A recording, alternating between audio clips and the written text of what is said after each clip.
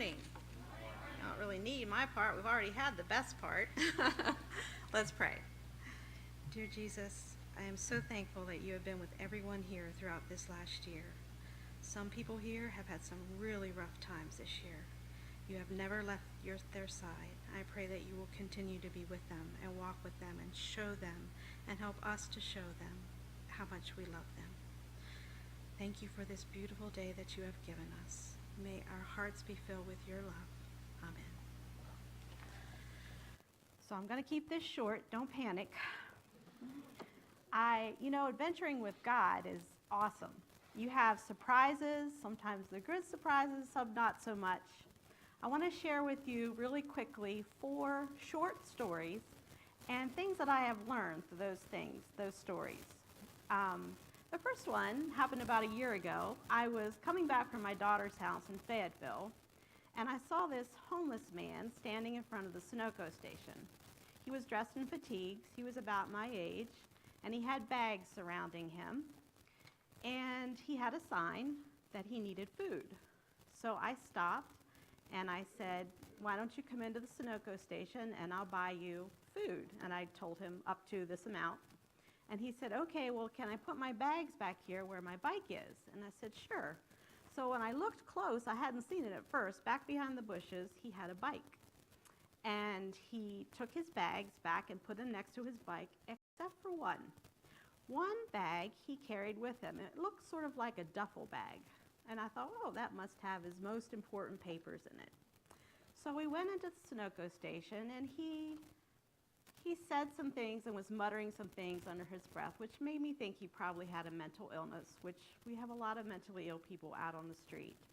So we got into the Sunoco station, and I kind of stood off to the side, and he's very carefully, walking through the store, picking things, not healthy, but, it was food. And so he picked out a lot of different things, and I noticed he was carrying this bag with him everywhere he went.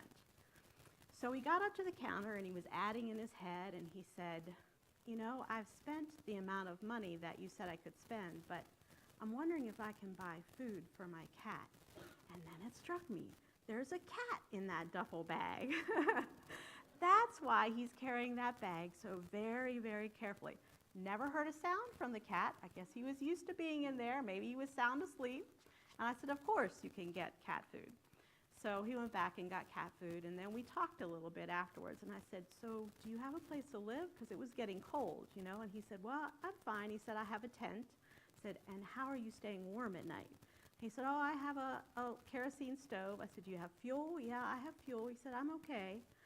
I said, okay. And so I wished him a blessed day, and we parted ways. And I thought about that. I said, we all need someone to love and someone to love us.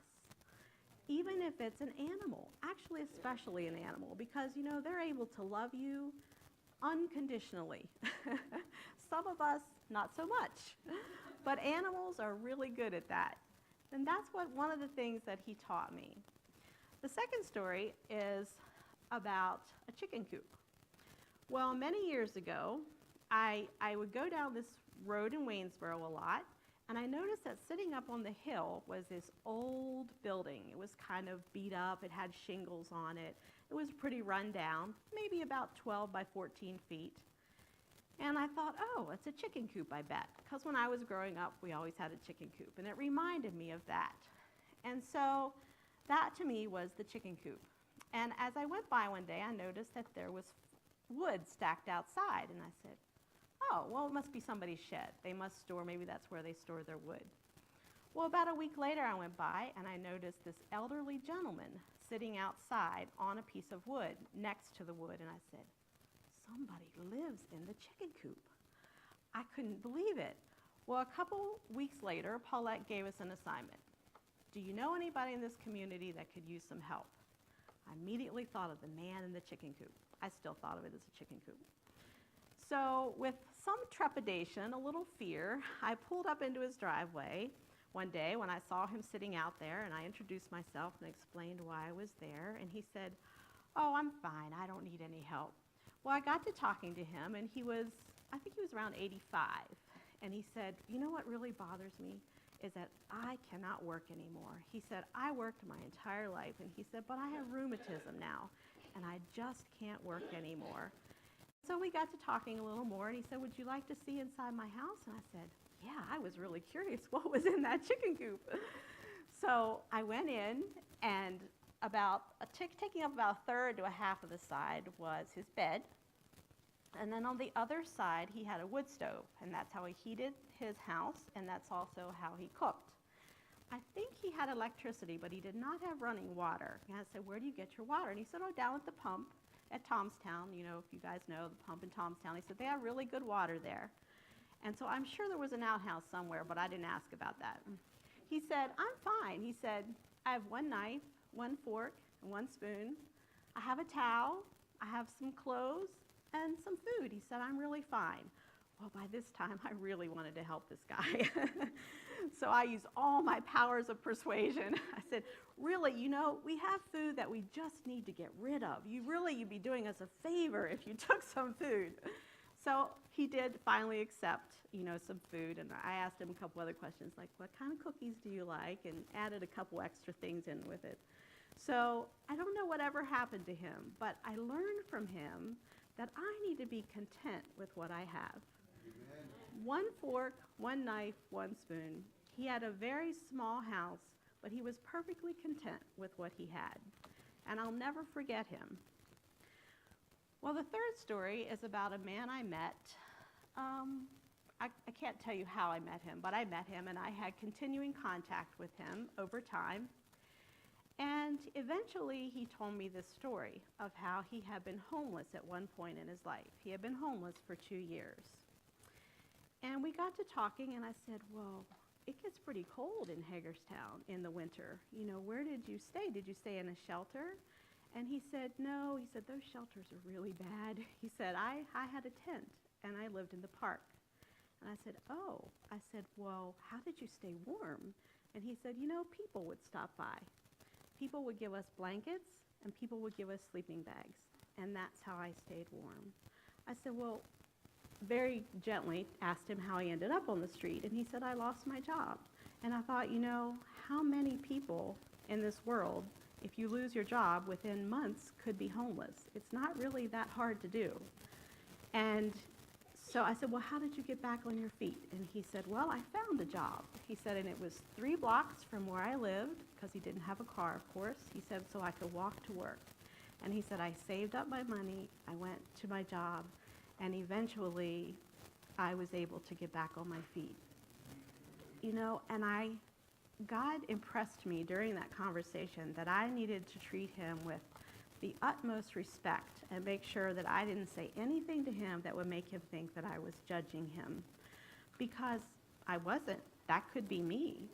And I realized that God was telling me that we all need to treat each other with respect, because we never know when we could be in that situation.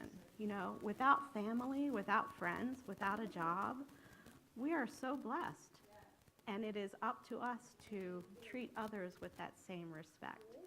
And I was thankful that he was able to tell me that story. I considered that a compliment, that he trusted me enough to be able to tell me about his history. Well, the fourth story I heard. This one didn't happen to me. It was evidently on the news.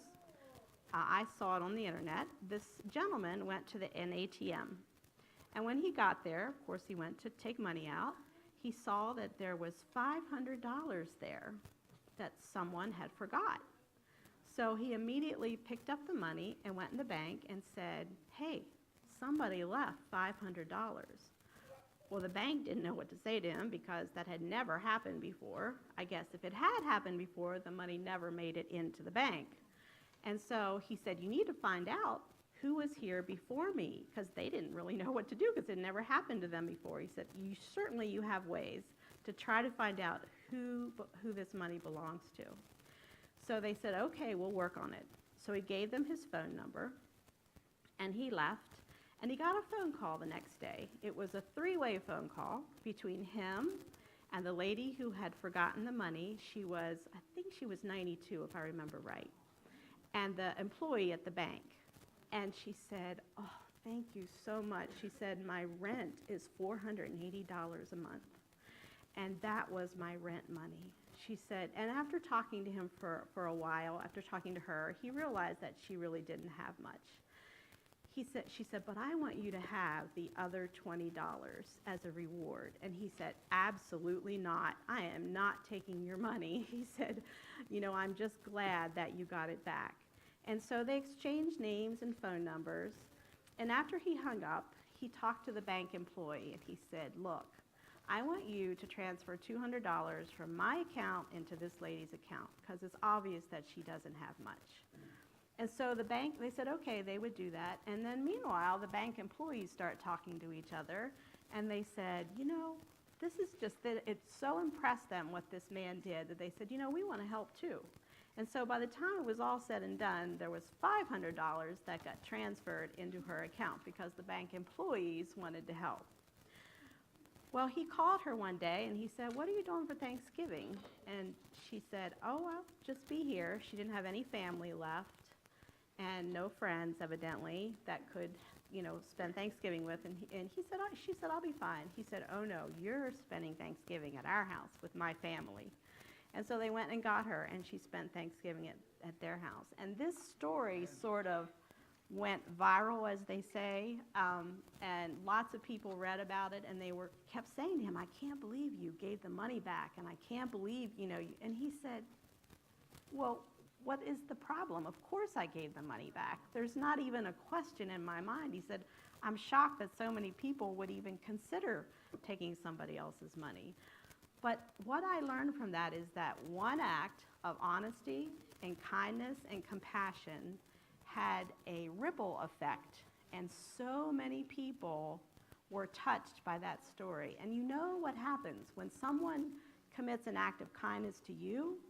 You sort of end up doing something for someone else. It does become a ripple effect, doesn't it?